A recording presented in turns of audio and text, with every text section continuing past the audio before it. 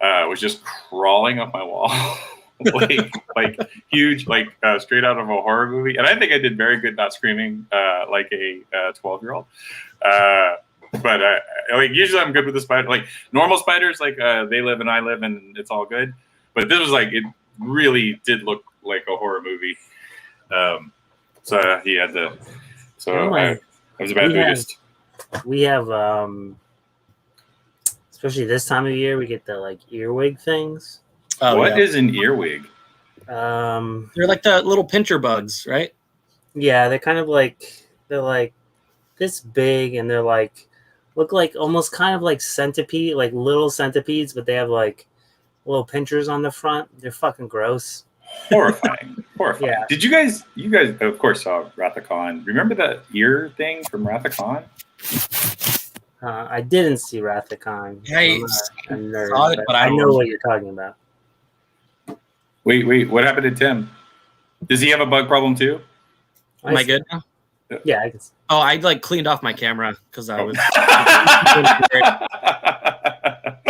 think Tim. I'm pretty sure Tim still has his what do you call it? The green screen thing. I gotta turn that off.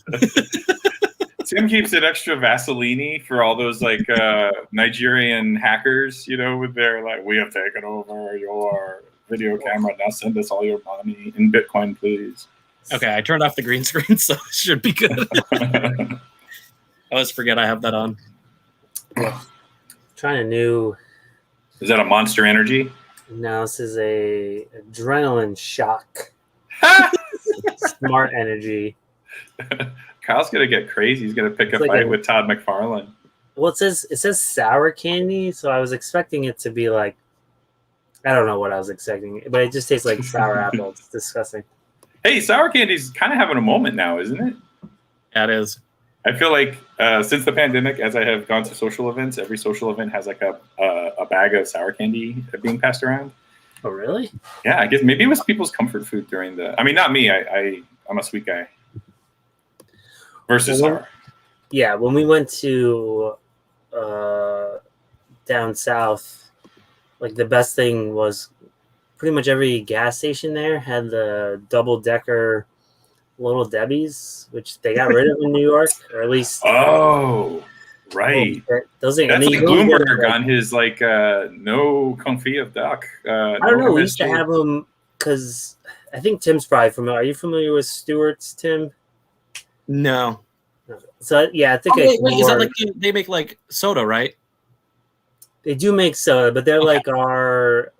I'm trying to think what the Massachusetts equivalent is, but it's just the convenience store or the gas station that there's literally every 10 feet you go, there's a Stewart's in upstate New York and Vermont.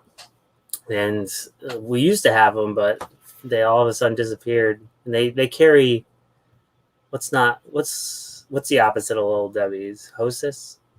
Hostess, yeah. The shitty one. Yeah, the shitty one. I don't like it. So they don't have it anymore. So I was stopping at as many gas stations as I can, filling them up, my pockets up for them.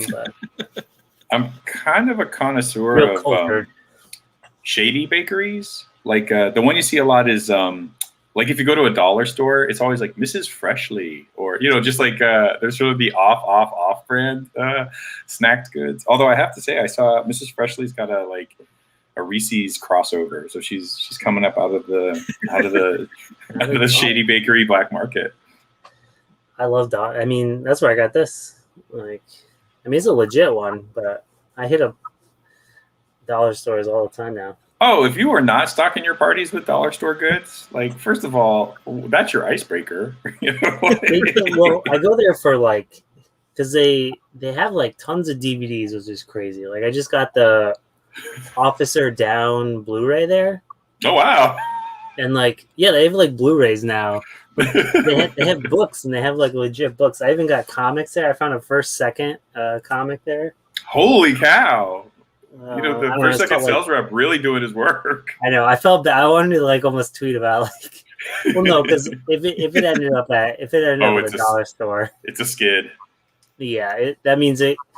Because pretty much I can tell because at Barnes & Noble we do the what are they called? Due outs. So like we get like orders from the publisher to send back when there's they're not selling. We get our money back, and then you can see like in a month from then, those are the ones that end up at like Ollie's and Dollar Store. And stuff. So you're watching like the food chain, like the circle of life. It's exciting because then I see them like go out at Barnes and Noble. I'm like, I'll see you at the Dollar Store very soon. And then 6 months later at the used bookstore, they start popping up. That's what I did. I did a lot of. I tried to find as many used bookstores. I've never been to. Have you heard of Secondhand Charles? No.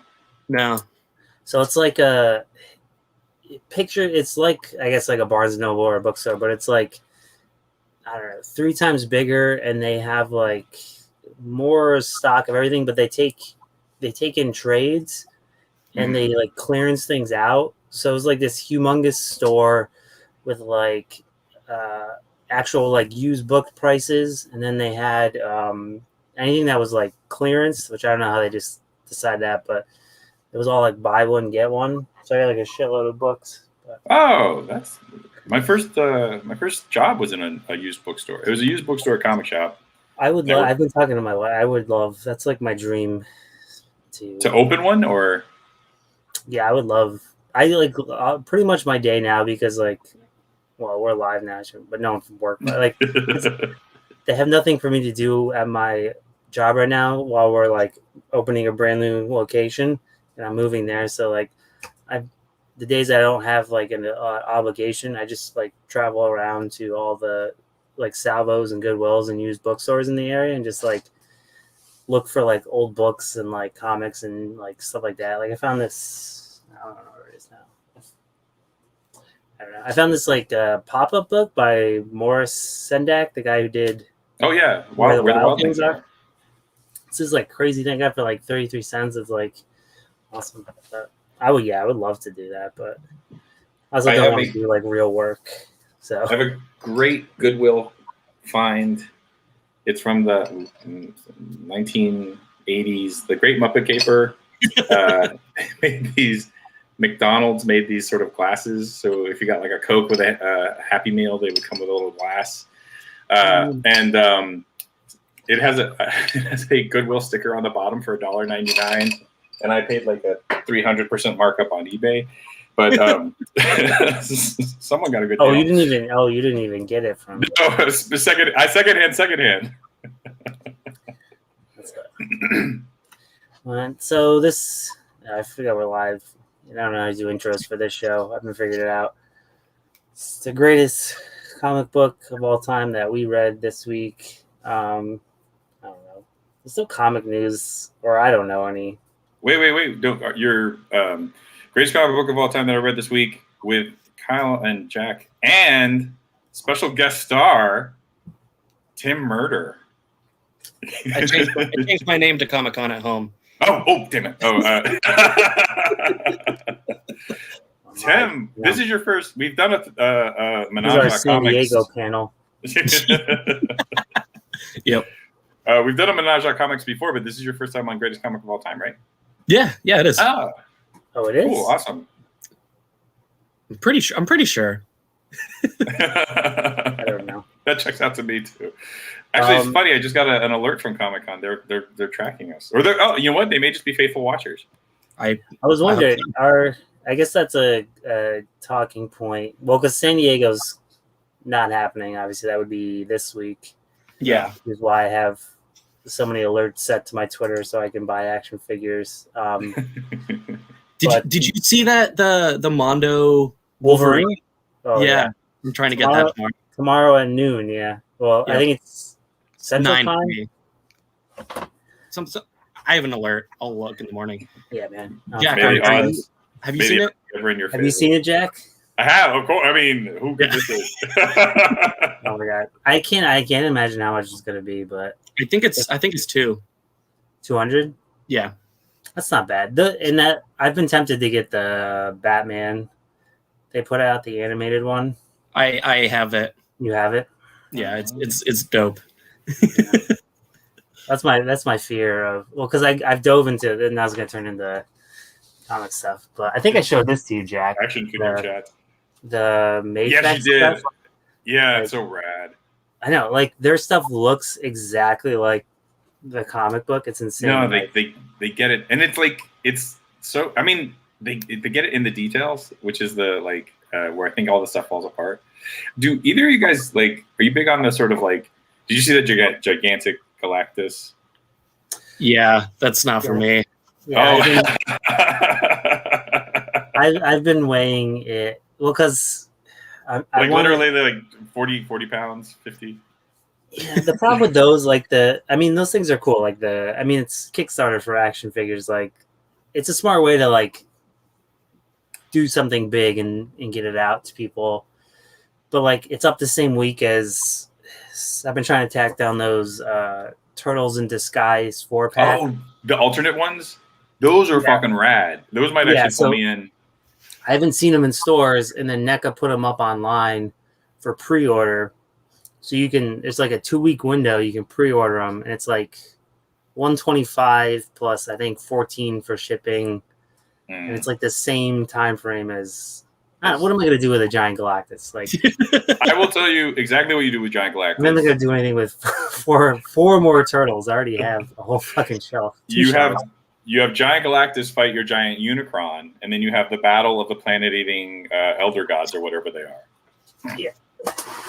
Like, I have another one. I have a black variant one they put out, like the Super Shredder. Ooh. Like, what am I gonna fucking do with it? Yeah.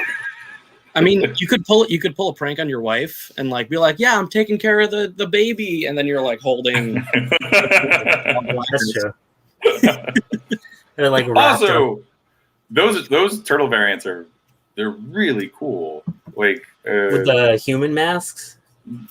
Oh wait, I was thinking of the one like one's an astronaut and one's boy. I just got the Fran Drescher took over the astronaut.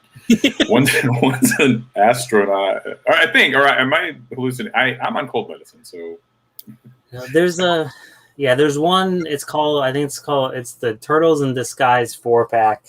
And it's the 4 of them, and they come with their trench coats and then the human masks they wore on the show. Oh, that's cool. But then it has like interchangeable like face plates, so you can like have them like more expressive. Which again, why I don't do like photography, so I'm just like I got it for a good deal yesterday. I went to a local shop. I have rad. Because I think it's like listed for like 50 or 60, but he had it for like $30. Wow, that's kick ass. Yeah, I get it. What do? Doesn't even like I don't know. I think he has like 5 points of articulation, and I'll just leave him. He does. He's not just like a flat like a statue. No, yeah, he moves. He has like his legs and arms and head move. That is actually one of my favorite Klaus stories. Yeah, it's like the most fun Klaus, and even saying that is like it's fun with like a huge dose of depressing. No, fun dark. Yeah, which is a lot of. Well, I feel like there's a progression in our books. There's like fun, there's fun and dark, and then there's one that's just like beyond depressing. Which, Restaurant from Another World, man, tearjerker. Sad. Yeah. Oh, was it? Oh, where was I going with? Oh, so yes, Comic-Con. So New York is happening though. And I did get my press pass. So I will be going. How do you guys feel? I mean, I think by then I'll be comfortable going. I don't know why I wouldn't be. I don't know. It's tough with like the new resurgence. I mean, I feel like wearing a mask is the right thing to do. But now I'm like, wait, which of the turtle human masks will you wear? That's a good idea. It might be an excuse to actually cosplay. Like I've never wanted to cosplay ever. But no pictures. I just don't want COVID. I think the only mask I have is the Court of Owls one they gave out one year. Well, if you're gonna have one, that's the one to have. Yeah, it'd be cool. Everyone, yes, from a storyline 10 years ago. But, so I guess I'm good. I mean, the way I do it now, because like I'm fairly close, is I like drive to Albany, which is only like 40 minutes away, and I take a bus down, which is 2 hours every day. It's cheaper than staying in a hotel, so I literally commute to it every day. So yeah, and if you don't have to drive like actually into the city and just take a bus, that's gonna be nice. Yeah. So if it's, I definitely go Thursday. That's my favorite day because it's like the slow day, and you can do most of like the comic stuff. And I guess if it's shitty after that, I'll bail. But I don't know. We'll see. I'm surprised. I'm surprised they're doing it, especially with San Diego not doing it. Yeah, San Diego's supposed to have like a special event in November too. Yeah, so, that's what I. Well, it's like that. Do you remember? I don't know how many years ago. I went to one or two of them. Comic-Con did New York did like a special edition New York, and it was, I don't remember when it was. It was like maybe in the summer or in the spring, and it was like a 2-day more comic focused one. It was dumb. I went like I don't know. I mean, yeah. I mean, I think we discovered this last year that like cons are pretty much. I mean, there's no real like for the press stuff. I don't even know why. I mean, I get it because it's free. Yeah, that's exactly. Why I get it, but I gotta go there and like I cover things, and I'm like, no one cares. Like, no one cares about this shit. You're gonna get it online in 5 minutes, probably quicker than I would be at the panel. Like, because like I don't live tweet things, so like, no, anything that you're in, I'll forget. Hall H for, like you're in the back of this like huge arena, and you've got like, if you're taking a photo, it's like you got this tiny little box of what's going on in the front. I know, and the people at home are getting like the high res tags. No, people text me to tell me what's going on at Comic-Con. It's although I will say, I think I think what was it, Fandom, the DC thing that they did last year. Oh, it was like, yeah. I kind of think that is like, if you wanted to sort of like the cons are a little too crowded. If you wanted to take the movie piece, and I don't mean like the comic movies you want to have them there, but like Game of Thrones and sort of stuff that's like nerd adjacent that they sort of like crowd the place with, have like fandoms where it's just sort of like we're gonna do like a Disney celebration thing, or we're gonna show some trailers and like all that all that sort of like media stuff and social stuff we'll do here, and then the actual con itself will be like events and panels and the stuff that you know what I mean, like separate the two, pull them out, so you're not stuck in one of those like 50,000 people soups. Yeah, I'm just trying to like flip through back issues and like cheap trade. And like Jason Momoa's walking by, and I'm like, stop. I'm trying. Can I live? Well, yeah, it's pretty much just like an excuse to go shopping. Yeah, exactly. A bunch of booths. And, like, oh my god, this year I got a hit list of things that I'm looking for. So well, not this year. I guess it'll be 2024. But I cannot wait to go looking for deals. Shoot me a list. I will look. Usually after 10 minutes, I've done everything I was supposed to do for the day, and I'm just walking around for 8 hours, bugging people at their booths. That is also bugging Dave Baker while he's trying to sell stuff, like real people. I'm like, I already bought all this. I'm just gonna take up your time and money. But I guess one thing that I think we've talked about this, Jack, at cons.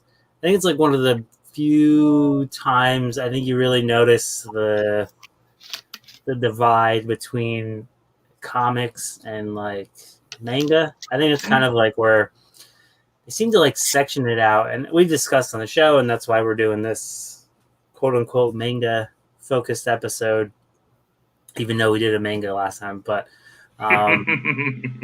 it's been a discussion. We've talked about it, like the idea of like manga versus comics, and it's essentially the same thing, and kind of the divide between it. but I always feel like I don't want to separate them because they're not separate, but at the same time to have like a general discussion with a majority of people, like you have to say that, because then I don't know, it feels weird too, like when I was like getting like the tweet ready, I was like, I don't want to say like we're talking about Japanese comics, because even that feels weird. At the same time, I think if you say like we're talking about comics, the majority of people think we're talking about Western superhero comics. Yeah, Western comics. Yeah. So I don't think you can really win until it's totally separate, or like not separated, integrated. But I don't know when that will. Well, I will say I had to pick up a couple books for like this week, and then like Die Dark for last week, or not last week, last show. And when I would go into the comic shop, I would say, "Hey, do you guys have Die Dark?" And they would be like, "Oh, let me think."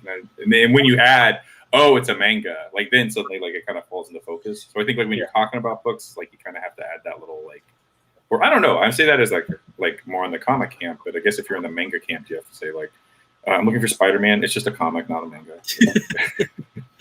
Yeah, it's a weird. It is like I was gonna say, like working at Barnes and Noble, there's got to be like, because there's like the specific manga section, and then there's like the comic section. So, do you get people asking, or I guess how does that work there? Yeah, pretty much. I mean, for the most part, like the people who collect one or the other know, and the way they have it set up is like on the one side, so it's like I don't know, 8 bays or whatever is manga, and on the other side is comics or graphic novels, and that's shorter. Like it's divided. I think there's literally 1, 2, 3, 4, 5. There's only 5 bays of comics now, because I control the comic section. And they recently had us. The gatekeeper. Yeah, they finally had us. I've like argued forever to divide it up by publisher, because they used to have it all in one big thing. Yeah. So now it's like DC, Marvel, Image, Dark Horse, and then everything else, because we didn't have enough. But so manga even like overruns the section. I've talked about it on the show before. Like that is the number one selling department in Barnes and Nobles. Like, it's not even close. Like I only work Sundays now, and come Sundays we're cleared out like pretty much of everything, and then it gets like restocked during the week, and then like it just goes again. Like it's insane. Wow. That's crazy. But yeah, so it's like I don't know. Maybe it's because we're not in the like I don't know where those spheres of coverage are, really. But like as someone who reads like tons of manga, I still don't even see like discussions about it outside of the very. It's YouTube, right? Like I feel like because like it's younger readers, I think, and they're all sort of like I think they all sort of like the news is YouTube for them, and that's where they. Yeah, it's pretty much. I think it's like because I've gotten into like the subsets on there, like Manga Tube, which is people like doing manga haul. Like it's pretty much usually manga hauls, like some reviews, but usually it's like hauls and then like go shopping with me, which is so interesting because like comics is like the opposite. Like it's like 3 white guys sitting talking about comics. Like I feel attacked. Yeah, I mean it's such like there is some reviews, but it's mainly like I don't know. It's such a different demographic, and I think it's partly because of the way they're collected and the type of stuff they cover. And I think that like even the like 3 books we're going to talk about today, like they're so different. And I don't think you would see. I mean, you see different books in general. Western comics, maybe more so in like the independent stuff, but like I think like even with your like Image, Dark Horse, and Boom, like they're all pretty much the same things you're gonna see at Marvel or DC, but just like a little bit different or more on the fringe. But like they're not that wide. But like something like your pick, Tim, like you would never see that book in like a major comic. It's so specific and so dedicated to one thing. Which that's like something that I really enjoy about manga, probably more, even though I read more comics, is just it's a wide variety of genres. It's not just like, because American comics, you're like, oh, that's superheroes. But then when you're like, oh, Japanese comics, it's wide open. Yeah. So Tim's pick, not to spoil it ahead of time, was sort of in. I feel like I've read a lot of manga and seen Japanese like movies and cartoons where like there's like not a fetishization around food, but just like these beautiful animations of like people slowly putting sushi together or slowly making miso soup or and like every little piece of it is so sort of like I think it's like it's heavily ritualized and sort of done with skill and precision, and that carries over in your comic. Not to speak about it ahead of time. So I was like, oh, is there a genre? Because I was like, I loved it. I could sit and watch food getting made all day long. Is this a genre? Is there a genre of manga? That's just sort of like, and then so I went to do a little research, and I read 2 Wikipedia articles, so now I'm an expert. And I guess that story comes from light novels. You guys know that term? Okay, so help me through this. Light novels are like young adult novels that then get made into manga, and then potentially also from manga go into anime. Is that the life cycle? I don't necessarily know if they always get made. They're just it's the same dumb American. It's the same idea of calling manga or calling comics manga. Light novels are just Japanese novels that are like, I don't know, that like, because like a light novel is just a novel, and it's right. I think they still read it differently. Like specifically YA. Yeah, that was the thing that the big ticket was for younger readers, like a certain age range that they're shooting for. And then, but when they say light novel, does that mean it is a non-illustrated prose?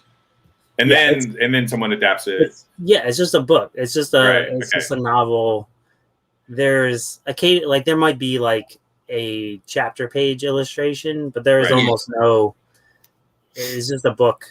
Like that feels like something especially like I think like with the info on Scholastic and stuff, like the sort of emphasis on YA is like our big seller in comics. I think that's something that we could take a page out of that book, because I feel like Western comics there may be a comic for Hunger Games. I don't mean to say that there isn't, but like taking stuff like Hunger Games and that whole dystopic sort of area and making those into comics is such a gimme. And it would be the great intermediate step between while you're waiting the 2 years for the movie to get made. I think I think that is something like we're foolish to not emulate. Yeah, well, I think technically I was just saying like Harry Potter. Oh, you know what? You're totally right. Are there comics of Harry Potter? No, not that I'm aware of. What? But like leaving all that money on the table. Yeah, seems like a no-brainer. Well, I mean, now they can leave it on the table. A little late, Pottermore. Sorry, what was the book you were showing, Kyle? Battle Royale. Oh, so great! Like, this thing's fucking huge. Like, and technically, it's just a big ass book. Like, it's not. Yeah. But they'll try and I've taken it out of. They put it in the manga section numerous times at Barnes and Noble. I've taken it out and put it in the sci-fi section. Like it's not manga just because there's Japanese people on the cover. Well, I will say so. If I can play my hand, just on the subject of manga, I think being younger. Oh, looky there. Is that also the novel, or is that the manga? Yeah, it's the manga. Do you have all of them? Yeah, it's 15 volumes. Yeah, you're sitting on a gold mine, Tim. Oh, really? Yeah, those things are fucking expensive. Yeah, I probably got them like 10 years ago or something. So. Yeah. Oh, well, they're out of, most of them are out of print. Yeah. I shouldn't have said that. So I think being an older guy, when I was younger, you read comics, they're at gas stations, and then like TV, like I think like first with like G-Force and then Robotech and then Voltron. Like I think a lot of stuff that like was the sort of gateway drug from manga like you're kind of like this is like this pool. If you're a young person, all this stuff is sort of coming at you because it's sort of directed to young eyes, and then like it is comics and it is art, cartoons, it is G.I. Joe and Transformers, and it's also So I feel like it was a more natural step, but I did always kind of think like the reason why I never spent a lot of time with manga in particular was because like I'll wait till the anime. I feel like it's the perfect form. It's the final evolution. But this exercise really corrected me on that, because I think with Dorohedoro, which I saw as the anime and have loved. Well, I'll wait till we get to the actual. Which one do we want to do first, Kyle? So that's what I was wondering, because I think there's a clear progression. Should we start? Should we start light? Yeah. Should we start light, or should we start heavy and end on a light note? Well, let's start light. We've already talked about Restaurant to Another World a bit. Okay. Yeah, I agree. I feel like it is. I mean, I don't know. Like, it's pretty straightforward versus, I think. Yeah. I don't even know how we talk about Dorohedoro again. Like, that'll be short. Like, we've discussed it. I just don't know how we discuss it. Like, much like Guy Dark, I was like, I don't know how to approach this. So, Tim, your selection of greatest comic book of all time that you read this week was Restaurant to Another World, Volume 1. The manga, not the... Yeah. I read the light novel. I was like, Tim, if I gotta read a light novel. Yeah, I'm just like you were talking about, like the good looking food and like, oh yeah. Like I'm really into, like I love Food Network growing up. Like I love looking at food, even though I have the most boring palate of anyone in the world. But like so I read like Food Wars, and I was like, so this is my like cooking manga kick, and then I finished that, and I was like, where do I go from here? So like I looking up, and I found like Restaurant to Another World, and I was like, okay, it's this fantasy book. So it's basically there's once a week on Saturdays, a door will appear in certain places in the world, and when you enter it, it's not even in the world; it's about like across the universe. I guess. Yeah, the multiverse. And so when you go to the other side, you're inside of a Japanese restaurant, and that they can make you pretty much anything that you want. And so I just like, I like going out to eat, and I like looking at food, and I like seeing like lion people eat tofu. It's pretty dope.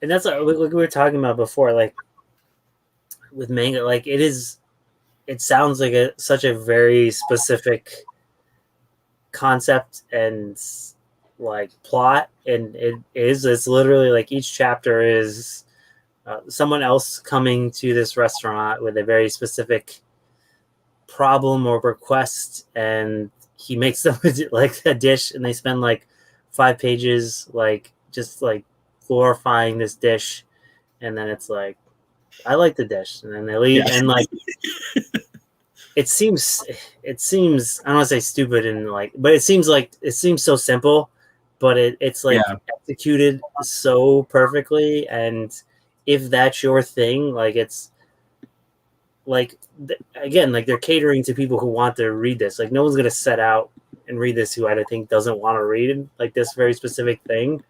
And if you do, you're not gonna be into it. But if you do, like it's for you. Like they nail it like perfectly. And go ahead. No, go ahead, Kyle. Well, I was gonna say, like, and what's interesting about it is like after you get to that first chapter, which you meet kind of like, I guess the chef is like the main protagonist, but I'm not really sure if he is. He's kind of like a cattle, not a cat. I don't even know. Like he's David Duchovny on Red Shoe Diaries. Like he gets the letter every week and reads it and sets the story. Like he's going to prepare the dish. That the one caveat I would say to Tim's explanation was, he's like the doctor. Maybe I don't know a doctor who he is. I think people who need the door find the door. Like it's not just that they, like I think people who need this meal or what this meal is going to do for them suddenly find the door. And he is sort of like he's not really a character. He's the framing device. You know, he'll prepare the meal and somehow intuitively knows what it is that they hunger for in their soul as well as their mouth. Yeah, well, that's like the so obviously they want a specific dish. Like there's the was she a demon or like a dragon or a Demon with the horns. The queen, Yeah. or she's the one who like doesn't trust human food, and she wanted essentially wanted a vegan dish. I was like, she was listing all these things, and I was like, oh, okay, I think this is a vegan dish. It sounds very complicated, but so it's like, okay, like how's this guy gonna make this dish? But like through the course of the story and through the course of like consuming the dish, you find out like there's a backstory, not necessarily like super deep, but like they weave in this kind of like narrative as to why someone wants this dish and why like now it's changed them. Like he's doing more than kind of feeding them. He's literally kind of like changing their path or their life. Yeah. And that's what I was like, when I read the first chapter, I was like, oh, this is like cute, but like I don't really know how this, like how are you going to continue to do this? And they continue to find ways to make it clever and then also kind of like weave in these storylines. I'd be interested to see, like, I didn't see how far it went. I know there was like quite a few volumes, but like there's 4. There's 4 and then yeah. I think I went 3 deep. Like once I started, I couldn't stop. Like the meal, you know, like it was just like, oh, I want more, I want more, I want more. Two things. I think the sequences where they're making the food are usually like a little spiritual. Like it's not just sort of like the a master chef preparing something, you know, exquisitely. There's like there's just like it's a sensual experience, and like that's hard to sometimes convey in a comic. But they have a couple of different little effects that they employ. Like those, what are those? What I guess they're doing so I read a translation, obviously. So like I imagine that there's all these little characters that they then sort of translate into just what they're saying, and they're they're like, if a person's rubbing their head, it'll say scritch, scritch, scritch. You know, they're very fun little like. So like those are employed really well to sort of like not just say like it's not just a sound effect and it's not just an onomatopoeia, but it's also sort of what emotion is supposed to be. Like, oh, it's sweet and it's sour. You know, like they really signpost a lot of stuff in that. And then like you're also in the character's head when they're eating it, so you're also sort of going through their sort of like, you know, and it's usually like kind of on the verge of orgasm. Like I think one of the earlier stories, you know, like the camera shifts from the mouth to just sort of like pulling back from this very beautiful woman who is sort of sitting in this sort of classic anime style, you know, like sort of squeezing her chest, it was a highly sexualized, you know, she just really enjoyed that meal, and I couldn't feel that was an accident. It's a very When Harry Met Sally moment. Yeah. Although I gotta say, I think that was the mincemeat. There's a few cutlet. fan servicey. I think that's what they call it in like manga, like like oh right. Hot women or like close-ups of boobs or butts. But it's very cute. It's not like no, it didn't feel lecherous. It felt like it was some of the other stuff. Yeah. No, this was a total delight. Tim, thank you so much for suggesting it. And you're welcome. I loved it. And I think that like if you go on in the reading, it kind of becomes like I think like the Twilight Zone, or maybe not the Twilight. It's not as like as otherworldly as Twilight Zone. Maybe like Night Gallery, where there's going to be like a little nugget of a story you kind of heard in different versions. You know, like the eternal stories are always getting passed around, and they do like a little like that. Sometimes is like who the character is and why they're there and why they're eating. Like that's their little backstory bit. And you know, like it's just like another like it's like a little short story. You know, they're O. Henry-ish sometimes, which is fine. Like that if it was just a collection of short stories like that, it would be great. But I think the radiance around the food, and man, do I want to eat some of that stuff so bad. Yeah. No. Well, I'm very much kind of like Tim. I love cooking shows. I used to watch them like all the time with my mom, and now I watch like competition shows and I watch tons of the Binging with Babish now. on YouTube. But I don't like any food at all. Like I like absolutely no food. I eat like a 4-year-old. Yeah, Like, I was a head chef at a pizza restaurant, and I wouldn't eat anything we made, but I would make it, and I knew how to make it. And I like making food. I just don't like eating it. But so like I enjoy the aspect of it, and like kind of the the fetishization of it, the less kind of like the sexual nature, but like, kind of like the like, because it is an art very much, kind of like the comics where, and they do a good job of representing that in the comic. And I find, especially with this one, I'm glad you picked it because it, like I said, it showcases kind of the very specific nature of manga at times, where they kind of showcase a very specific section of society, and there's a comic for that. But also, my favorite thing about manga isn't reflective of the book I picked this week, but I love that,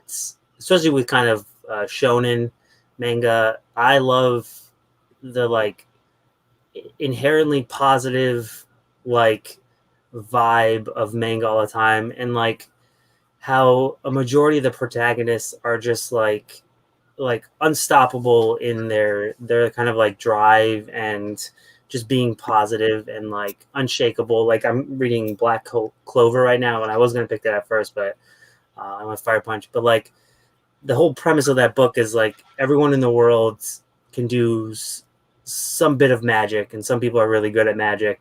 And the main protagonist of the book wants to be the like king of magic users, but he's the only person in the world who can't use magic at all.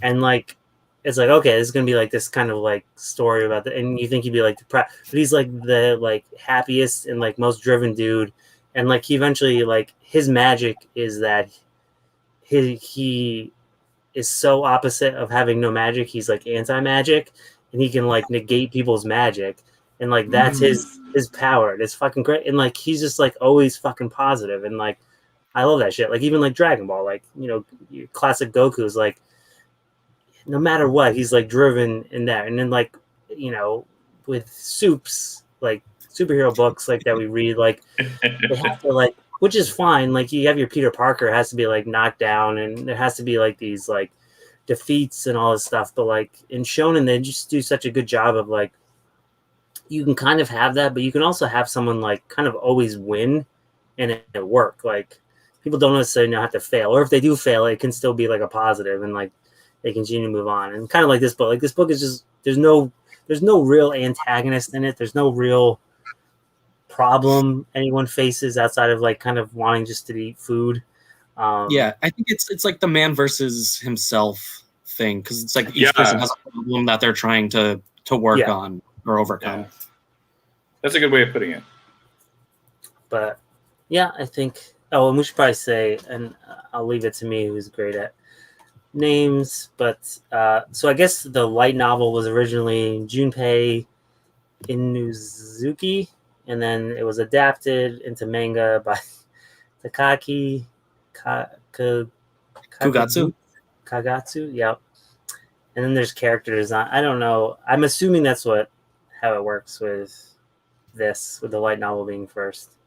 But I've noticed, like, I read a lot of I don't read the Star Wars books. So I don't have that much drive anymore, but they do manga adaptations of them, and I read those, and those are great. Yeah, I've got those. Like the Lost Stars one. I was like, this is fucking great, and I don't have to read a book. Like I can just get the good stuff, and it looks cool, and they draw Vader in anime style, so that's fine. And we didn't really touch on the art. I think for the most part, it's pretty.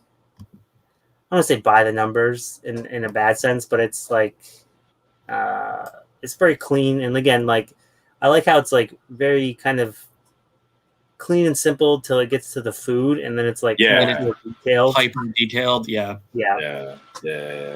And like we'll see. Their omelet. What, did you guys see the omelet?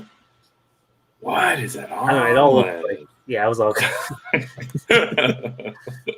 it's got it has like a weird, no, I shouldn't say weird. It has a like some sort of sauce, like a saucy, like almost like a whipped sauce in the middle, like a hat. It was just like I was like, I cannot wait to have one I don't of know. those. I didn't know anything they were eating outside of the ground meat cutlet. I just assumed it was like chicken fried steak type thing, and then tofu steak. I just assumed it was tofu, but Yeah.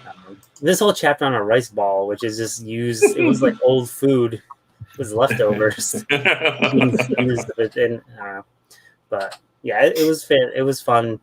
Like I said, even like that's what's so great about manga. Like again, if you're not interested in food, there's no like. I think that's what like Western comics is like. It's they make comics that like try to appeal to everybody, which is fine. But at the same time, like there's somebody out there that wants to read a book about food, and like Yeah.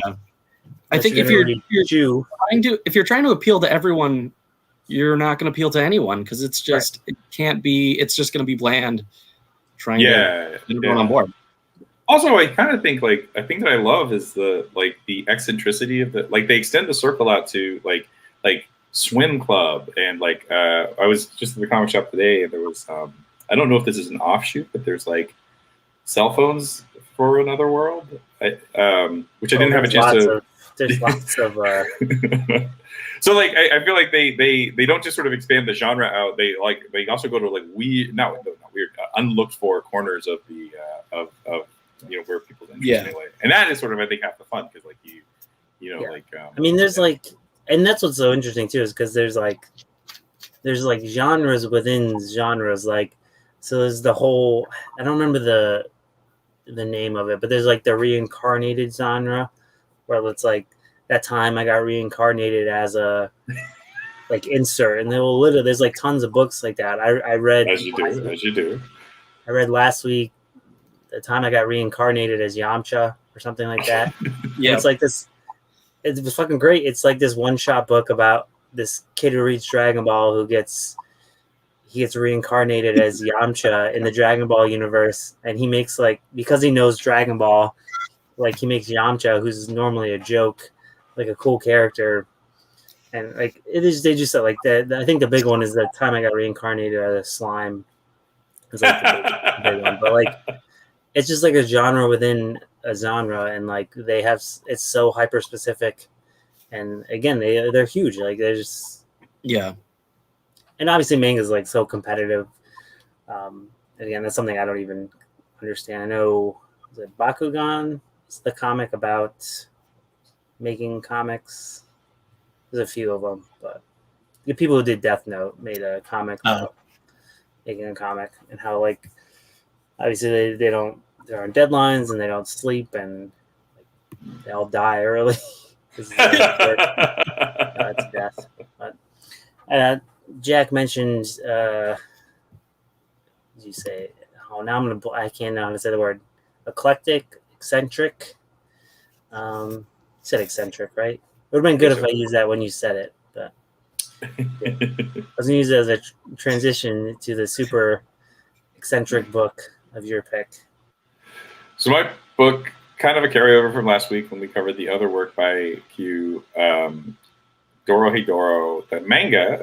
We've discussed because I'm a super fan of the anime on Netflix, but I wanted to check out the manga and just sort of see how it like translates. And I read through the first volume. I think, correct me if I'm wrong, Tim, have you seen Dorohedoro? I haven't. No. On Netflix, live Thursdays after Marin. No. Sorry, I don't know why I find that joke so funny. It's super great. Had you not read the manga? I had not. No, okay. That's cool. I gotta tell you, I took a trip on Attack on Titan because I wanted to jump ahead because like it was taking forever for the second season to come out, and I kind of wanted to jump ahead and figure some stuff out. And I found myself a little. I felt like I was robbing the next TV series. Like I thought, like, oh, when I sit and watch the series, all these secrets will have been spilled, and I kind of enjoy watching it play out as like the animation is so great. I just enjoy watching it. So instead of spoiling it this way, so I guess like that has me, like I'm kind of in the I'll wait and see the anime camp. But I think this was a good lesson for me because I feel like the art style, which I think the TV series tries to emulate, when it's actually on the page, like there's such an argument for why you would read this because the art, like I would say, like beat for beat, it's almost, if you've seen the anime, it's almost like scene for scene the exact story twice. Like there aren't like hidden bits or extra bits as far as I've read so far. But the anime, I mean the way she draws is, or the way she draws is so like fascinating and not, I think, in the same, not what you see a lot in manga.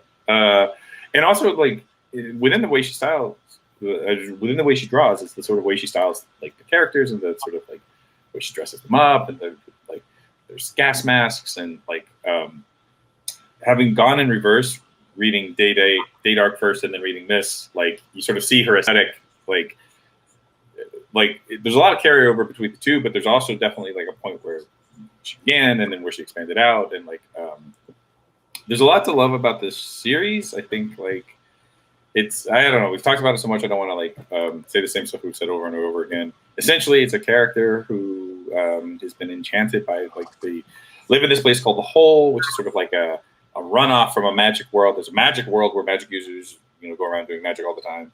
And then there's this sort of like human ghetto. It's sort of like their it's like their bad side of town where they go and they like for fun and thrills, like experiment on humans, usually giving them like heads of different, heads of animals or weird things. The guy has a kind of a very unusual head, not unusual in the fact that it's like a lizard head, but unusual in that like when he puts other people's heads in his mouth, he can sort of see their little man who lives in the back of his throat comes out and talks to them. It's bonkers. He's under a very, very strange enchantment. He's trying to figure it out. His quest to do that runs up afoul of some magicians, like the sort of magician gang in the sort of mafioso sense of the word, and they are sort of on tracks to interact with each other. He and his lady friend Nikki do a lot of magician hunting and killing, and then the magicians do not like that because he has this sort of bizarre enchantment. He's a little more of a pain in their ass than regular humans are. And then other stuff develops from it. But again, very similar to the TV. I mean, exactly similar to the TV series. Not that I would say that that's a reason to not look at it, because I think when you have the story beats, you then focus on the artwork, and I think the artwork is it's just like, I feel like you're looking at something you never get to see, or not never get to see, like it's new. Other people aren't doing this. Like it doesn't feel similar to other styles that I've seen. It just feels fresh and like it's totally coming out of somebody's head, sort of like unrestricted, and is fascinating. What do you guys think?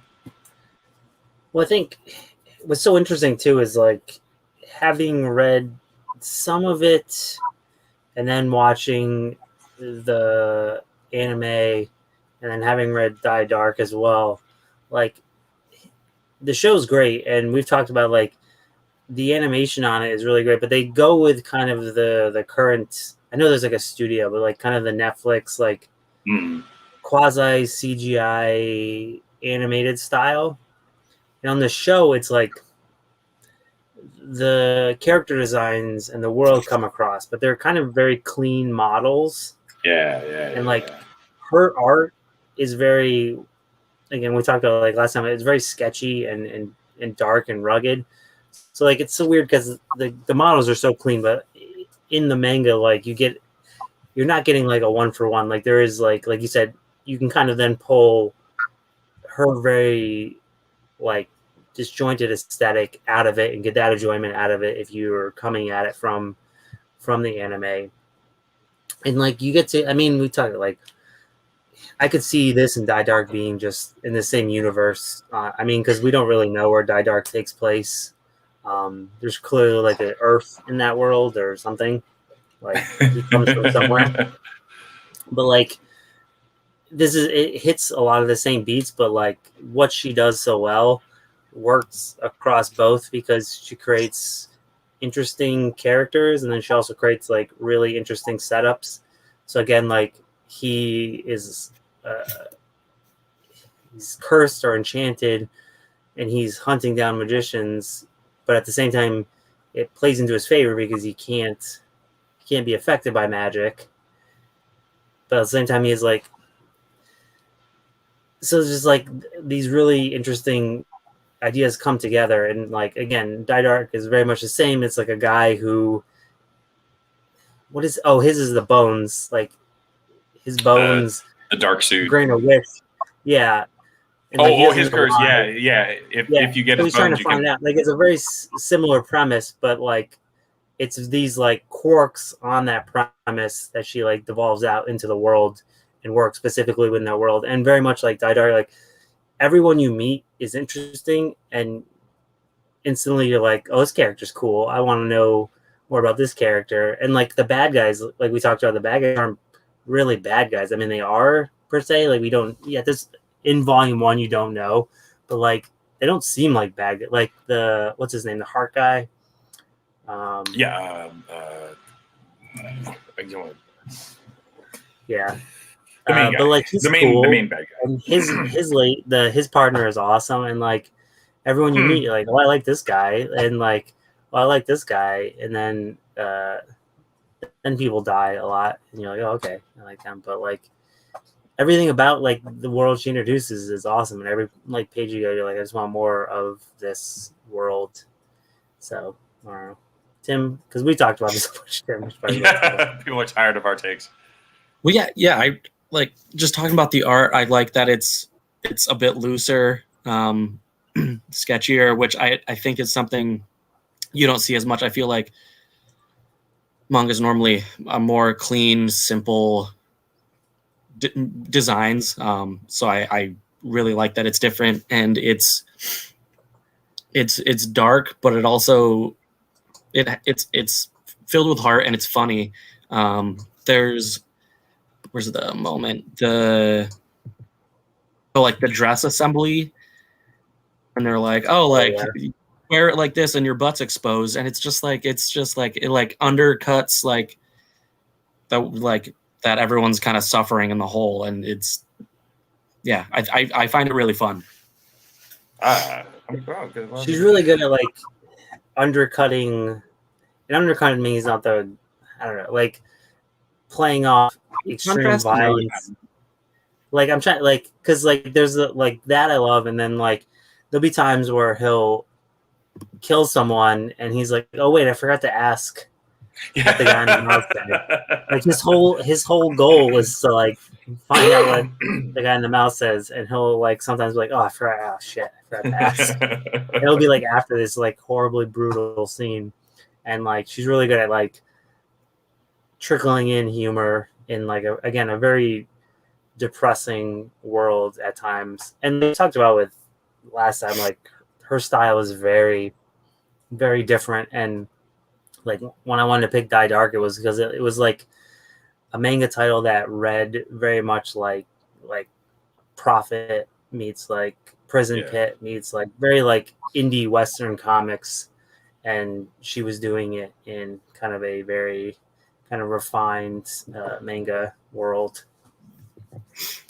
Also, to build on what you were saying, Tim, I think like my sense looking out, not what I know to be true, but like I feel like because there is that connection between manga and anime, like a lot of the manga ends up looking like the same principles of anime. That sort of like very simple style, like very like kind of cell like, where you've got like, you know, a lot of emphasis on the prominent person and then kind of flattish backgrounds. Yeah. And so like, and I think like also having read as many as we've done in the last couple of weeks, you start to sort of like, you start to kind of get the nuances of how they all look different. Because I thought like in the next one we're going to talk about, it also had a kind of a sketchy style.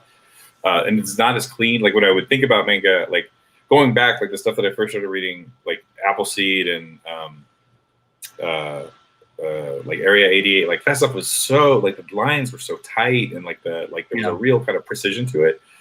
And it's nice to see like that is sort of like a little, but I think like to me, you said Prophet, Kyle, which I think is a good call. But I also think like if you guys ever read Johnny the Homicidal Maniac, which is Jonan Vasquez's, So I think like his early stuff was very like. Hot topic, Jack. No, I know. If you go to the comics, it is very. That's like one comic where, like, there's such a almost like there's such I don't know, idea attached to it, but at the same time, it is a good comic. It's just like no, it's a good one. It's a hard one to say like that you like because I think people because like, of the, yeah. It's like saying you like yeah. Fight Club. You know, like I like Fight. I'm not an asshole. I get it. I just think it's a well-made movie. So like I think like the style reminds me of that and of a lot of like independent indie comics from like maybe the 90s where they were very like there's thick messy lines. Yeah. And they're just sort of fascinated with these dark, you know, there's knives on things, you know, like you don't need 16 knives on your belt, you know, but like it looks cool. It looks So like cool, and I think the looks cool quotient on this is like 11 out of 10. Like it's just like the stuff looks really great. And I like his gas mask. A lot of the stuff I guess you kind of don't. I would say that the atmosphere of the world comes through maybe a little better because you're seeing these larger, you know, just steam-ridden, junky cities, or scenes of the city. So the atmosphere of the world comes through a little better in the anime. But definitely like the character design and like all the work in their sort of like their really awesome way that they dress and go about town is like front and center in the book. So anyway, we talked about it enough, so let's not belabor it. Dorohedoro is a greatest comic book of all time. Fave. If you haven't read the manga or seen the anime, like hasten myself to Netflix and enjoy. Yeah, I'm definitely gonna seek out the other volumes of this because. Oh yeah, no, yeah. So I don't want to get. I'm in that thing now where I don't want to get ahead of the show. I think it's was there 18 or there's not too many, which is nice. 18 isn't too many. That's piece or something.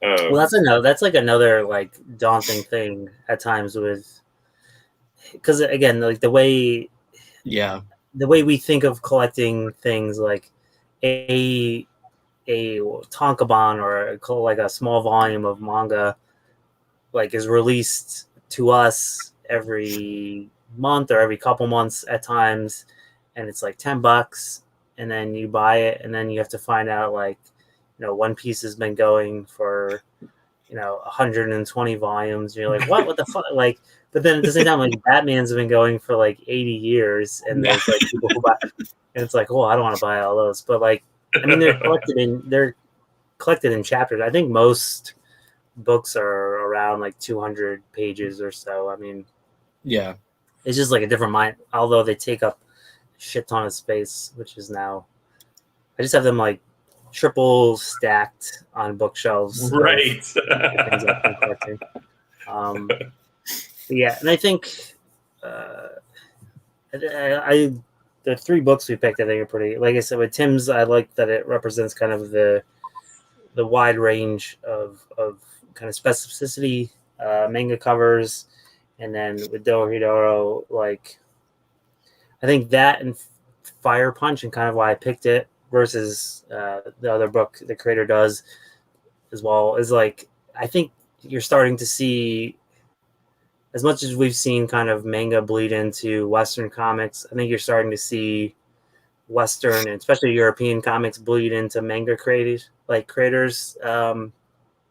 kind of influence. And I think like especially the style of like Dorohedoro feels very Western at times. Yeah. And then my pick for greatest comic book of all time that I read this week is Fire Punch by Tatsuki Fujimoto, who I think most people currently know as the creator of Chainsaw Man, which is like one of the biggest mangas currently. Is getting the anime, I think in the fall. I think that's up to like 6 volumes, which I'm up with. But this was their manga prior to it. I think it was their first ever published one. But this one again feels very I don't want to say Western, but like this is very dark and kind of depressing and character driven. So the idea of it, very broad idea, is there's this world which has been cursed by, all you know is it's cursed by the ice witch.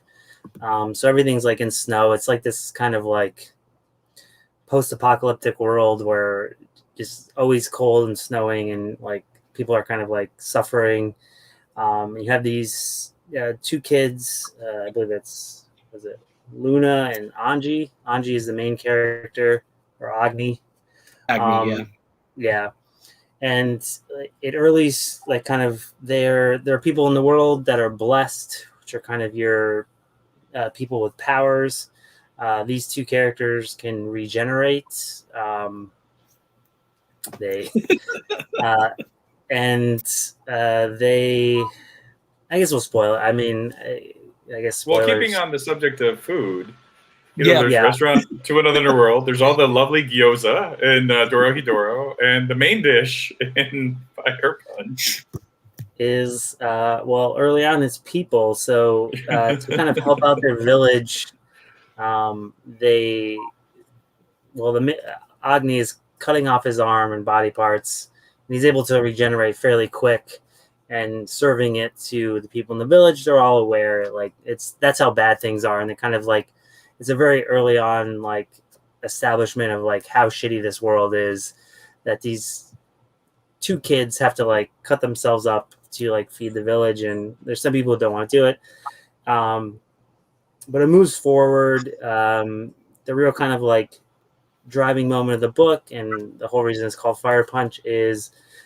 Like you'd expect, the kind of like people come to the village from like kind of the larger world, the king, and they find out that they're eating people, and they decide to kill everyone in the village. And there's another blessed character whose ability is they create flames, and their flames only extinguish when the fuel source dies or perishes. So if you light someone on fire, it will burn until they die. Which plays into, I think, the very smart and amazing concept of a character who can continuously regenerate, being lit on fire by flames that never extinguish. And it creates this scenario where this person, Agni, is always on fire, and because he can't die, everyone in the village dies, and his sister dies, and then it kind of goes from there. I don't know how much more beyond that I won't spoil, I guess, depending on what we want to talk about, because it's more and more fucked up as it goes. I have all the volumes. I haven't read beyond it just because I didn't want to accidentally say something in case we're kind of lead on that. It's kind of one of the idea of the volume beyond it. Chainsaw Man is the complete opposite. Like it's dark, but it's like really funny and like really quirky. This is really depressing, and there's a little bit of humor, but not much.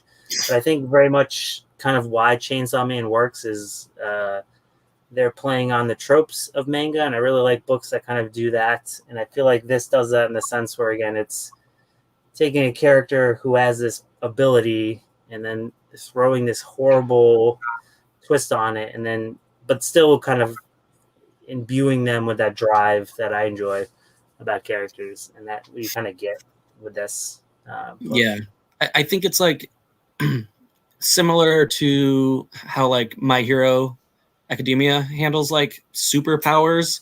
I don't know where my fingers are. I feel like this is along the same line where it's like it's a similar approach, but it's going in a completely opposite direction with like being blessed as you're having that blessed ability. Yeah, well, I always liked, and I'm behind on My Hero. I think I've only done the first 2 seasons, and I've been trying to get in the manga, but like the idea of All for One is like taking the idea of having this immense power and having to be able to channel it, and like early on, whenever he uses it, it breaks his fucking body because like he can't handle it, and like smart concept of that, and kind of channeling it into realistic powers.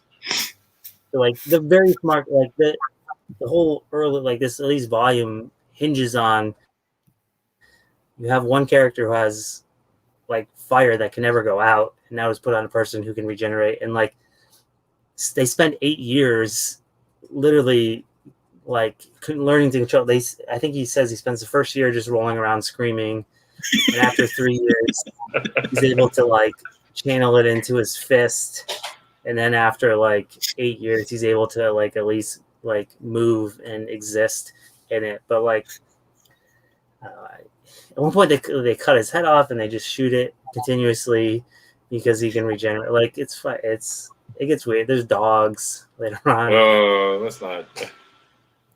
Man, yeah, I love Soon. That's a great. Again, like throwing a character in, like Soon is this character who exists in this horrible world, and they're just so fucking positive. Like even in this book, like they just want to put their butt out, man. Yeah. I have to say that was my like. It's a great story and it's well executed. The art is, I think the art, like that's another sort of variation. Like he's doing like original stuff, and it feels like he's breaking out of the mold in a lot of ways. And I think that, like you were saying, like the story sets up and it also kind of, it zigs a lot when you expect it to zag, because like essentially it's a revenge story, and so you think he's gonna sort of like, once he sort of masters like living in agony, he's gonna go carry out his revenge, and that part of it really like doesn't go. I mean, it's not like he has a big plan, but it doesn't go as planned, and you're sort of like, well, that sort of upsets what your expectations are for the last half. But I will say, like, and as much as like, as great as I think it is, as well made as I think it is, I really like the stuff around Soon, like, kind of chased me off. Like, like there's a point where like you know what it reminds me of? It reminds me of like the kind of like the later seasons of Game of Thrones after they had sort of gotten past the George R.R. Martin stuff. There's a lot of like characters that you have sort of an investment in that you like because of their their sweetness or their positiveness, or they're the sort of like there's this little sunflower in a very dark, barren, horrible world, and then they get ruined. And it's a testament to the power of the storytelling that you sort of are invested in them and then just do not like the dark turns that their life takes. But there was it was a little I was like, you know what, I think I'm out. There is, again, kind of like everything you've seen up to that point. Like, again, there's very few like light moments in the book, and again, Soon Fun is like, I think that was a good pun on light, because Soon was forced to make electricity, so yeah. And like, but even that, like, so you there's a dog stuff, and like I was fucking sick, like there's these horrible things, and Soon gets out of the room in that moment. I guess spoilers right now for like a major put. Like the part where he gets his legs cut off, I was actually surprised. I was like, oh fuck, like, because again, you have a character who can continuously regenerate, and you've seen his head cut off, and like he regenerates from that. But then I was like, I saw that, and I was like, holy shit! And then I was like, oh yeah, he did. Like, that's not part of his ability. So like now it's just this kid with no fucking legs, and he's so naive. He was like, oh, my legs. I was like, holy shit! Like, and this book is 8 volumes, so like I have no idea where it's gonna go. Yeah. And again, like to know where this creator goes in their next. Have you read Chainsaw Man, Tim? No, I haven't yet, but I'm looking forward to it. Yeah, and like the main conceit of that book is there's kind of devils or demons in the world, and this main character kind of fuses with one, and because they both die and they fuse together, and so he has this like ripcord in his chest, and he can pull it and turn it into a Chainsaw Man, and he gets like recruited by this agency, and it's like that, it like kind of goes in the route where there's like a few of them and they're hunting down other ones, but his main drive is he's just like a little street urchin kid, and he just wants to get a kiss and touch boobs. So he like he does these things for that, and like he progressively learns more. And there's like the devils are terrible. Like he has a partner who's a terrible, and like but it's like real quirky and fun, and it plays up on the trope of like kind of driven anime heroes versus like this dude just wants to touch a boob, like, and it's not even like sexual. He just wants to like touch a boob before he dies. And like this again is like to kind of go that, and it's again like it's kind of like, I guess, like I said, Western concepts of comic telling bleeding into that. And I don't know how much it is. Like, I know there's a bunch of different styles of manga that have existed, but like, you know, kind of breaking away from the very tropes of like shonen and stuff. But and then the art style, like, I love this, and this is something like I'm slowly finding more of as I dive deeper into it, like, because a lot of this stuff has existed, and it's very much like Western, like where there's so many indie comics out there, and like Japan has this whole world of like indie comics that exist that like I just wasn't aware of, and like so that's been interesting, because again I think very much kind of like the way like most people think of comics as, you know, Spider-Man and Batman. I think most people think of manga as, you know, Dragon Ball and Naruto, when like there's such a wide range of stuff. Like, I think I showed this to you, not Tim, maybe Jack. Like Pits of Hellbook I found. So it's like this like independent manga from like the 80s, and it's just like it looks like Johnny Ryan stuff. Like, it's fucking goofy, and there's just like people throwing up and like shitting and stuff, and like I don't know, but yeah, it's I don't know. It's great. It's really sad. It's a sad book. Yeah, it's. I mean, I think it's like deliberate though. Like, I don't think that. Yeah. Like, Oh yeah. I mean, it's a what's that? McCormick. Yeah, exactly. Yeah. The Road. In fact, when I was reading it, because, and I also think like in the very like I think in the first chapter, you know, like, so there's the like chopping the arms, and then that very quickly leads, or, you know, like, oh, it's cannibalism, okay, and then very quickly the incest bell gets rung, and so like I think you're on notice from the start, like like, if there's anything that you don't feel comfortable with, buckle up. Yeah. Yeah, no, they um, don't trick you into it at all. Yeah, no. So I mean, I think you're fully on notice, and I think also like there are kind of guardrails. Like there's well, I don't know. I can't say, because I there are, you know, like there's very early on there's a very awful near rape that you kind of think is going to be a completed rape, and then luckily isn't. And I thought, like, well, he understands like the contract. Like, if you do this, like you kind of lose us. You know, like, it's hard to stay invested in characters when you know that like at any given moment, like the worst things you can imagine are going to happen to them. Which is totally fair. Like, it's a lot. I mean, there's no. I'm not saying you can't have the Pollyanna of the world, and you can't. I think just it's using it. I think the Mark Millarification of it is just like it's a go-to to show that somebody's a bad person. Yeah, and I think it's cheap and unnecessary.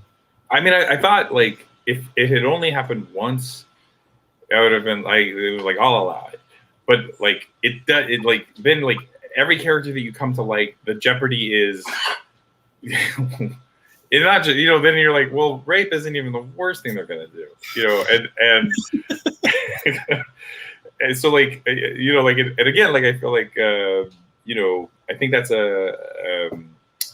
mileage varies. It's not like you know, I think everybody just does like you do a personal dip test, and you're like, you know what, I'm just not, you know, like, no reflection on the work, only reflection on the, like, you know, like, I like Alien, but I don't like Saw. So like, you know, like, in theory, they're the same thing, you know, like, what's in one is also in the other. So like, you know, it's taste at a certain point, what you like or don't like. But I felt like, you know, like, I felt like, so that sense that there were guardrails, and then later, and it wasn't even just the dogs, I'll say encoded. It was, you know, like what happens to him after. We already like, so like it's not just that he's lost his legs, is now he's going to be like kind of like like a living battery. And also the main character at this point is just like every 5 minutes getting, he's just a beheaded head getting shot every 5 minutes so that his regeneration power won't work. And you're like, I don't know where to go here. I don't know if I can stay on this journey. So yeah, that's my stuff. Yeah, and it's like one appealing, not, or I guess appealing is better, but like knowing it's 8 volumes is more like not comforted. Like I like problem with like Walking Dead is it just got boring because it becomes like a war of attrition where every person you run into is just like a different version of a shitty person, and like, oh, I get it. People are the real bad, like evil. So like knowing there's only 8 volumes and there's a completed story and there's an ending, is better because then like I know someone's telling like a story versus like I have to read 1,000 comics of zombies type thing. Especially if you're gonna push me that whole time, having that is it. But I'll be interested to read more. I kind of wish I read more, but at the same time, I didn't want to like accidentally spoil anything or change my idea of the first volume. But like knowing that there's only 8, I think I would be interested in reading more. If you were like, hey, there's 30 volumes of this, I'd probably be like, I don't want to. Yeah. Just sit through that because like I don't. Yeah. Like you were saying, you don't like Saw. Like I don't want to watch like torture porn. Yeah. But yeah. And I think what's still interesting is like there's like quiet world building in this. Again, we don't know what the Ice Queen or Ice Witch is. Don't know who the king is, and like as like shitty as Agni's life has been, like it still comes through with like again what I like about manga is like he's like completely driven, although it's about revenge, but like that all like pours into him just continually to like pressing forward. Like he's getting shot in the head to keep him like dead from regenerating. And at some point he uses that as like, because he's always on fire, he always feels pain, but because he's being shot, he's able to like focus on the pain of being shot, and that ignores the fire, and like he's able to regenerate from that. Like he still kind of like puts in the like driven factor of the character, even though like it's so shitty. No, and I also think like the village when we meet the character, and he's a brother and sister, like the village that they're in, like these are good people. They're good. They're good people. They're trying to take care of. They don't know that these kids have special powers. They take them in, even though like resources are extremely limited, and they as older people, have to give up more for younger people. So like, I mean, what it does well is it sort of teases you with glances of a better world. And I think when you meet Soon, who is so like, like they're naive and they're,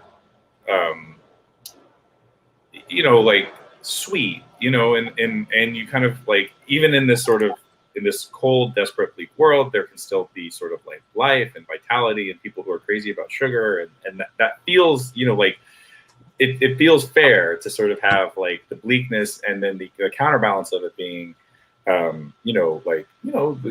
are people out there worth living, like, because you're always thinking these stories like The Road. I was like, why would you like just take a pill? Like, and then you're like, well, no, there are things in this world to live for, to try to continue for, and like a life to be made.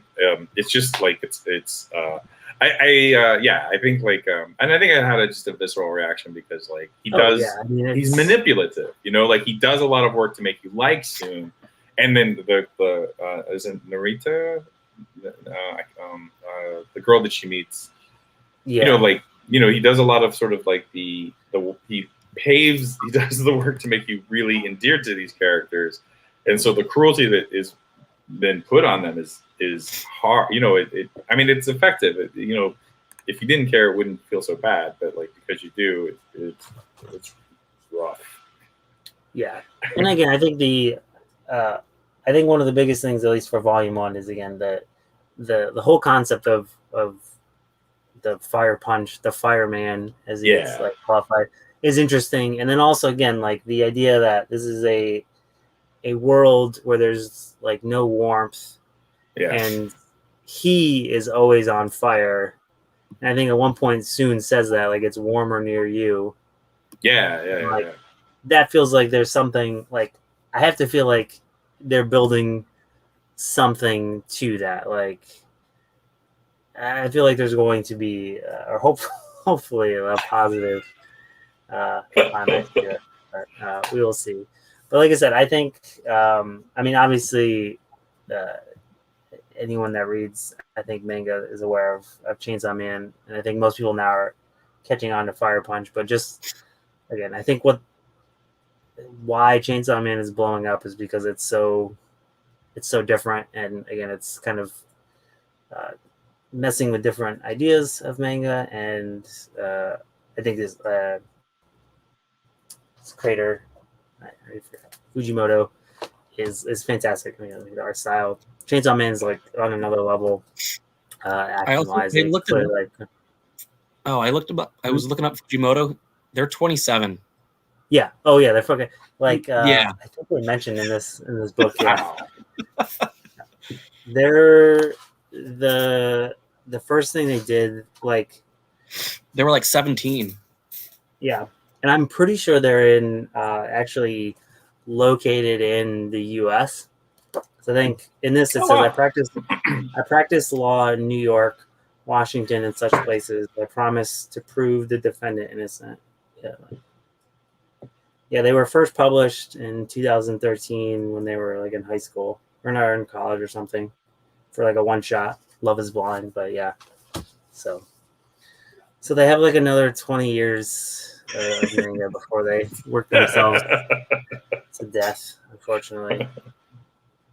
But yeah, it's Fire Punch. It's available now. Luckily, the first volume is, I guess, back in print.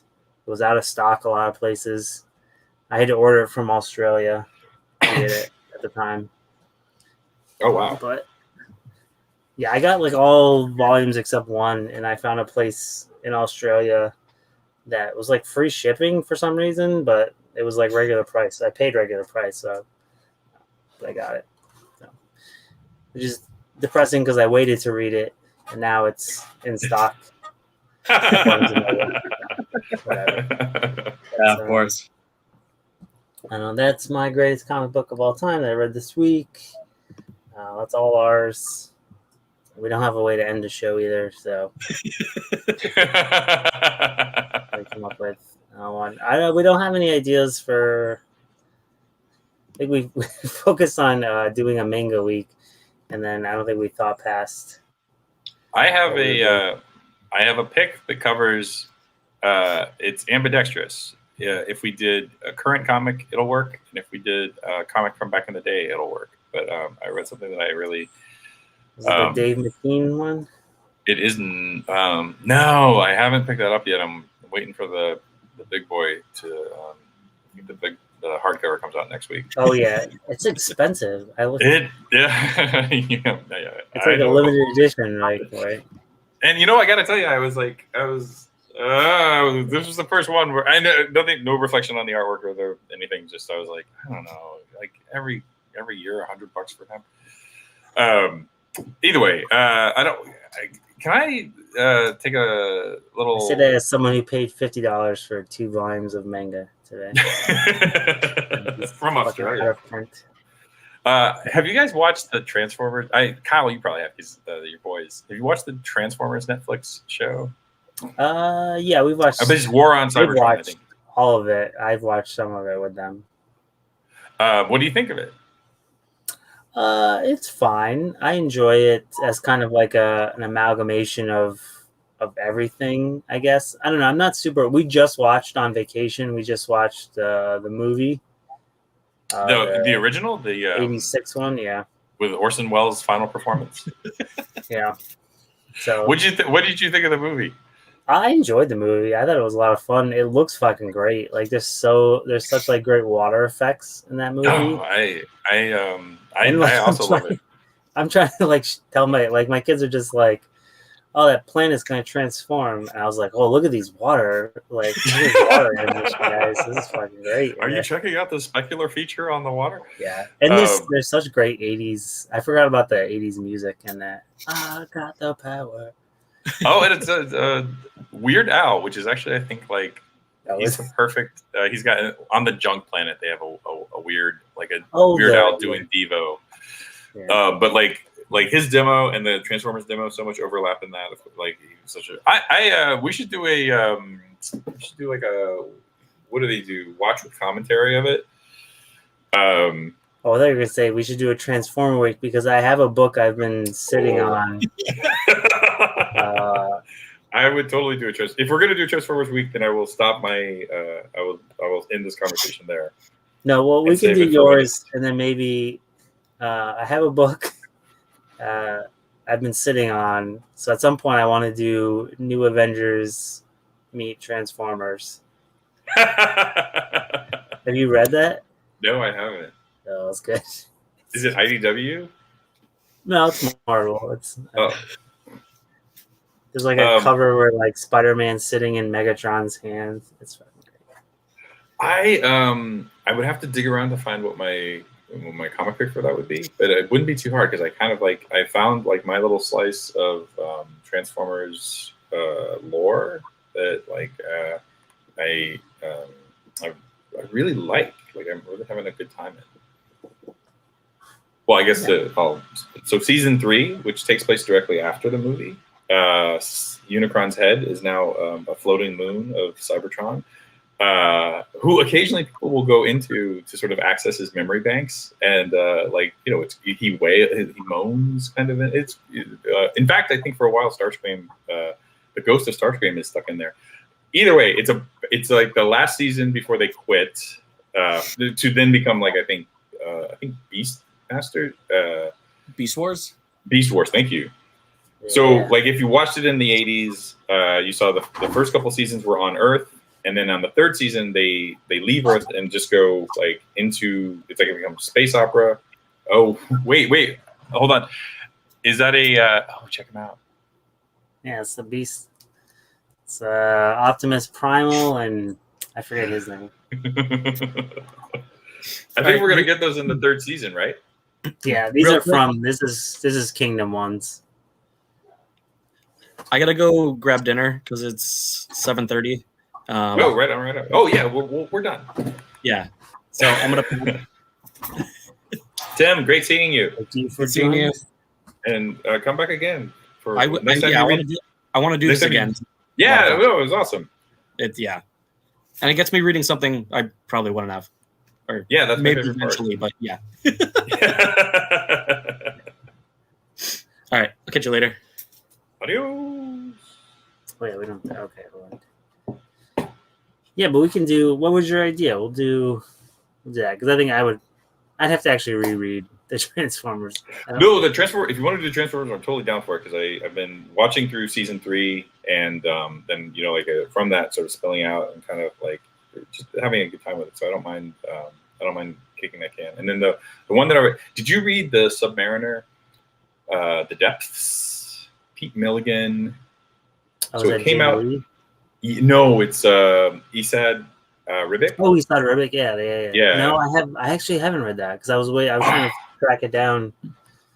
I think there's a hardcover. Then let's do it because they. So it came out in 2009, but then I think like a week or two ago, like they did a re-release. So it's just another nice little square bound edition, not fancy, just no frills. So I picked it up thinking it was like that, like a current release, and just because I love Ribic's art, and then I enjoy Milligan, so I was like, oh, but great pedigree. And then as I was reading it, like the art, like it, I was like, oh, this feels like an earlier version of his artwork, and also the story, like it's 4 episodes. I was like, this feels like 4 issues combined, and so like they did a little research, and I was like, oh, I'm very late to this party, but now that I'm here, what a great party! I really, really, it was like, apart from the stuff that we read for this, I can't remember the last time I read a comic and it was just so like, oh, I love this. Yeah, it's one of my. I completely forgot that I was trying to track it down. I think I'm back when I started. I think it was a hardcover. Yeah, was it Uncanny X Force when like Oh, right. Ribic was like all over the place. And I was The like, covers, yeah. I was like, oh shit, yeah. I was like, oh, he did a Namor thing. I got to track that down. I don't think I ever found it because it was, like I said, I was out of print for a bit. You should be able to like. You can find this volume pretty easy, and I would highly, let's just make it. If you want to, if we do, we'll do that, and then I'll find something similar. Kind of I have a couple ideas for like 4-issue things that were collected in like small runs. Nice. I was always tempted to do Gothic, but that's such an easy pick and something very similar to what we've done before, so I will never do it. I don't know. It's also a good one though, and it's like I just recently got because they put out the hardcover version. Oh, they did. Yeah.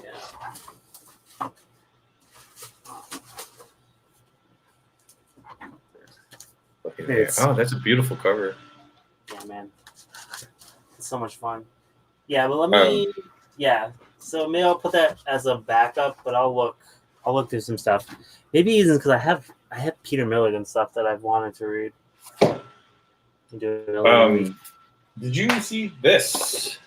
Boom! And great audio content. When I say this, I'm holding up images. Cain and Abel, Shaky Cain, who's like kind of a great like Kirby era. And he's a younger man than the Kirby era, but draws in a kind of like Kirby-esque. I have it in my cart on in stock trades. It's a lot of fun. I would say I think you'll enjoy it. I'm sorry, it's Shaky Cain, and then it's also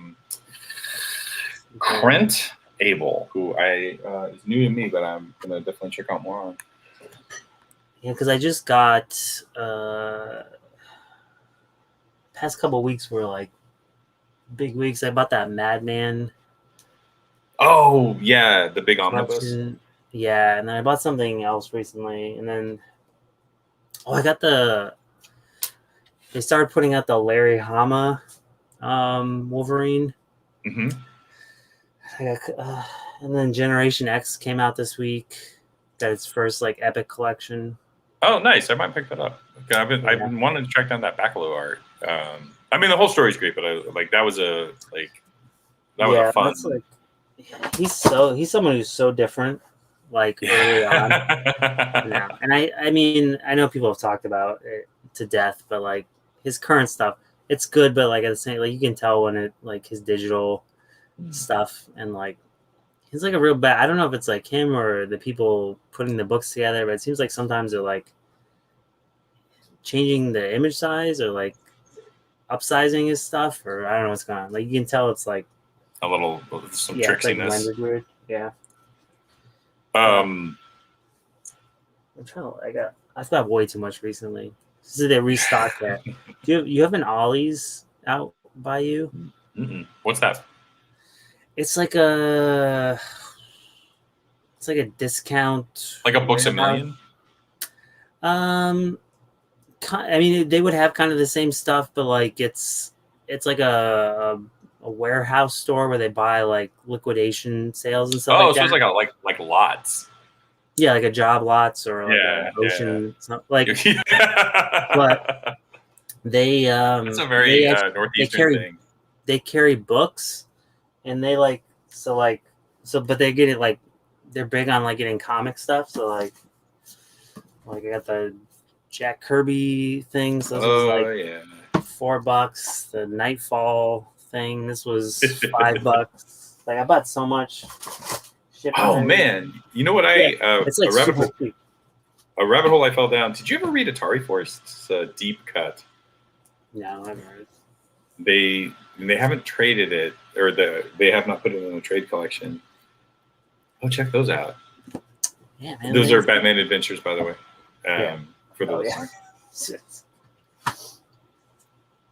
Yeah, I finally bought Watchmen. I've never read Watchmen. But I bought I'm not gonna try it. I bought the Noir edition. That's the only reason I bought it. Is it? I haven't seen that. Is it? It's all right. I tricked him into dragging it out. It's like the oversized. Oh, and it's all black and white. Yeah. Oh, So I was like, nice. I was like, do I ever want? I've read Watchmen numerous times. I was like, do I ever want to own it? I'm like, I don't know. And then I was like, this is probably the only way. Yeah, that would be the version to have. Um, I'm waiting for the Snyder cut. I'll probably redo it. Snyder will do it. Kyle, where can people find you on the internet if they were looking to tell you how wrong you are? You could do it. Kyle Overkill on Twitter. You can go and retweet my Urasawa tweet. Hey, yeah. How's it feel? Are you still feverish from being viral? Yeah, it's a no. Well, I have to figure out if you mute something, it just means you stop getting notifications. Yeah, but it keeps going. Oh, well, I know that, but I was like, I don't need because this is like the sad truth is like I have notifications set to 2 specific Twitter accounts, which are action figure news and like announcements, and like so like if I'm trying to like find a deal or get like the Mondo thing going live tomorrow, I need to like know when it's live.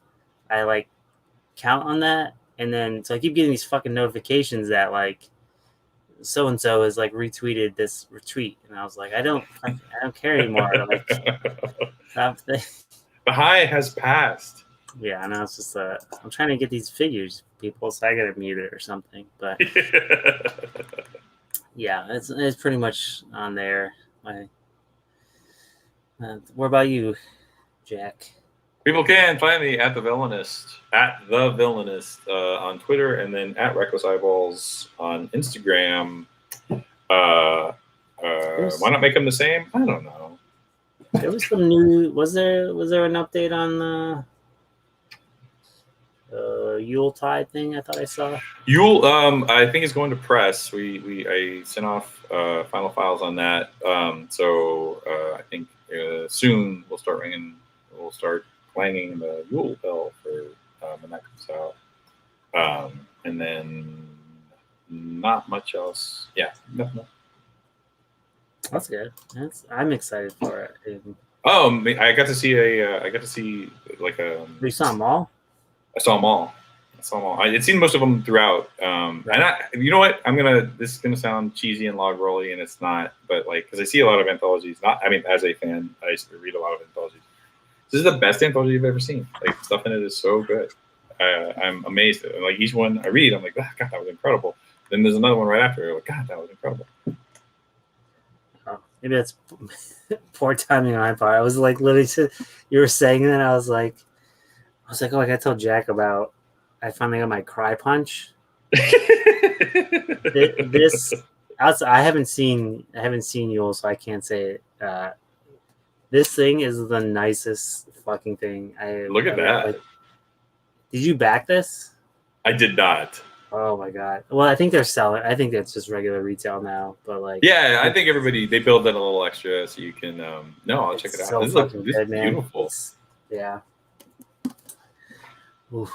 Well, I'll just say this: I don't particularly like Christmas, so I was not expecting a book of Christmas stories to, but they're all sort of like weird.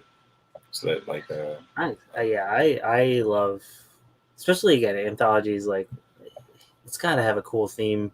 I think again, I don't know if I talked about it. Maybe it's one time we'll cover. I don't know how we would cover it, but what's it called? In the Dark, that anthology.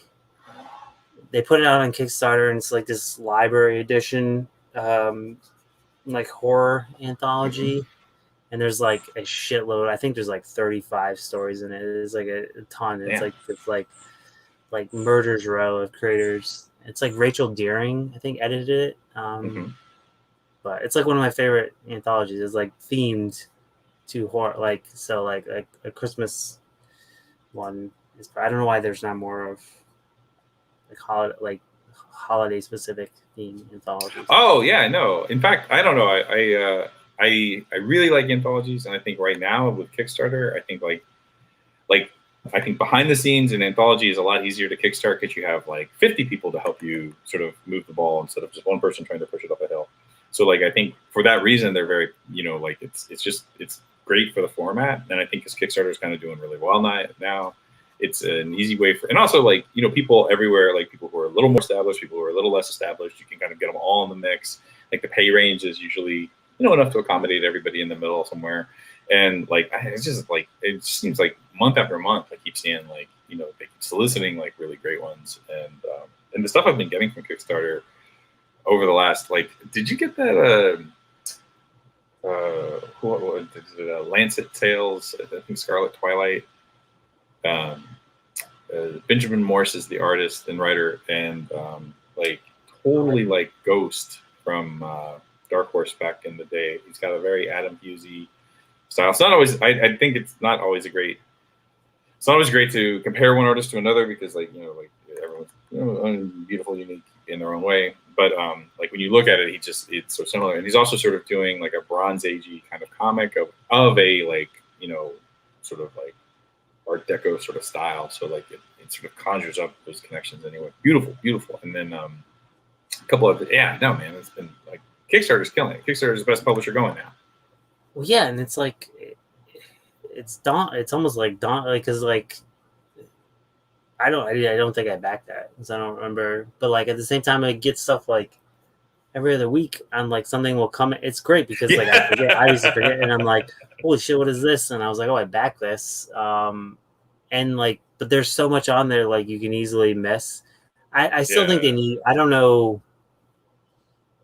It seems like the sometimes the presentation function on there is like there's sometimes where there's like the ones I'm looking for and I'm just like too lazy to type it in. I was like, I'll just scroll down and I'm like, I don't see it. And it'll be like way down. I'm like, this is like I don't remember what the one I was looking for, but I feel like sometimes I was one of those books, and I will tell you it's very frustrating. I felt like there was like a sort of alchemy, and it was always I was one less than like whatever the formula that was. I was one less than was necessary, and it was harder to be discovered. Like the discovery option in Kickstarter could be tweaked a little. You have to get to like the very specific explore comics and then explore like all like there's a very specific thing because if you don't like it won't give you all of the actual active ones, and then sometimes it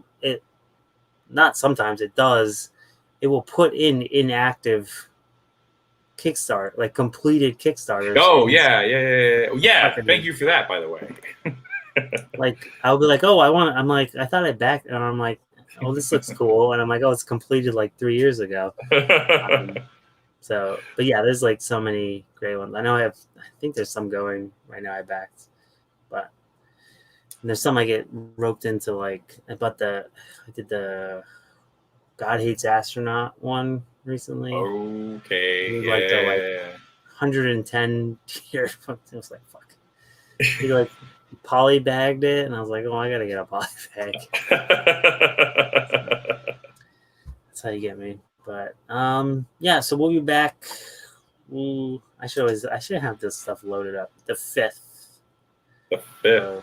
August with our next stream. So if you're listening to audio one, you can tune in for that. But obviously, it will live forever on YouTube and on the audio feed. And then Pages and Panels comes out every other week. We just did a Dave Rubin one. Not Dave Rubin. Fuck. Wait, no. Dave Lopez. For Black Hand and Iron Head. And it was a really good time. He actually, I was like, oh, I'll ask him about creator rates. And this is like a guy who worked for Marvel and like, oh, okay, he's willing to talk about how shitty pay rates are at Marvel and owning stuff. So that was cool. That's good. And it's a great book in general. But that is a conversation I think we need to have more of. Although I also think it's like hugely discouraging to people who want to get into comics. Yeah, I saw it was just a recent article, I think today. I don't know if it was on Vice or it was on something about creators getting paid for. Oh wait, is this the one about the movies? Yeah. Yeah, like Yeah. how little money, like the guy who created Thanos got more for some like side characters in Warner Brothers than he did for Thanos. Yeah. No, that is like Brubaker got. Oh yeah. He got more. He gets more in royalties for the time he was on screen in the Winter Soldier movie than he did for creating the Winter Soldier story, which now has like the Falcon and Winter Soldier. So he gets nothing. Yeah, because it's because it was about. Was it about? Can't remember if it was Valiant as well. Has been a big thing now where they weren't paying creators. Well, I can't remember. Yeah, there was a Valiant article as well where when they came back, their newer incarnation. The way they had their pay rate set up was there was like a pool.